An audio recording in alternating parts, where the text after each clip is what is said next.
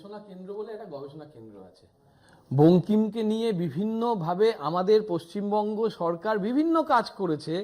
আজকে আমাকে একটা উদাহরণ বিজেপি সরকারের তরফ থেকে দিয়ে দাও, এই দীর্ঘ 11 বছরের যে সময় বঙ্কিম চর্চা কেন্দ্র বা বঙ্কিম সংক্রান্ত গবেষণা একটা, এইখানেই তো আছে বিভিন্ন কালচারাল সেন্টার, একটা অনুষ্ঠান, একটা ক্রোড়পত্র, একটা বই সেটা বার করেছে। হ্যাঁ, বিজেপির কোনো কোনো নেতা কোনো আকাশ ফাকাশ দিয়ে করেছেন, সেটা আলাদা, কিন্তু বিজেপির তরফ থেকে ছেড়ে দাও, বিজেপি রাজ্য সরকার ছেড়ে দাও, কেন্দ্র সরকার বিশেষ অনুদান দিয়েছে।